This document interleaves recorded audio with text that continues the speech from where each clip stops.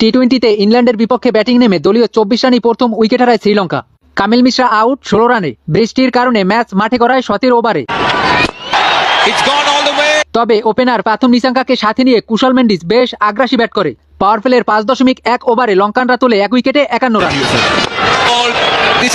প্রাথম Nissanka out 20 বলে 23 রানে। চরিতা আসালঙ্কারও দ্রুত বিদায় 2 রানে। 79 রানে স্বাগতিক লঙ্কানদের তৃতীয় উইকেটে পতন। দুর্দান্ত ব্যাট করা কুশল মেন্ডিসের বিদায় 20 বলে 37 রানে। ইংলিশ বোলারদের বোলিংয়ে ব্যাকফুটে শ্রীলঙ্কা, মাত্র 98 রানেই হারায় 6 উইকেট। এরপরে অধিনায়ক দাসুন সানাকা অনিন্দু হাসারাঙ্গাকে সাথে নিয়ে কিছুটা প্রতিরোধ করে। 16 ওভারে স্যাম কারান শেষ 3 বলে 3 উইকেট নিয়ে হ্যাট্রিক পূর্ণ করে। ইংল্যান্ডের বোলিং নৈপুণ্যে 16 ওভার 2 বলে শ্রীলঙ্কা অল আউট 133 রানে।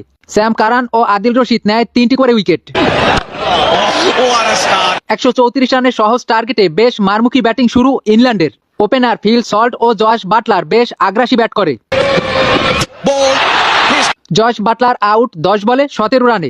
36 রানে সফরকারীদের প্রথম উইকেটের পতন। ঈশান মালিঙ্গার উইকেট শিকার। জ্যাকব বেথেলেরও দ্রুত বিদায় 9 রানে। ঈশান মালিঙ্গার দ্বিতীয় উইকেট শিকার।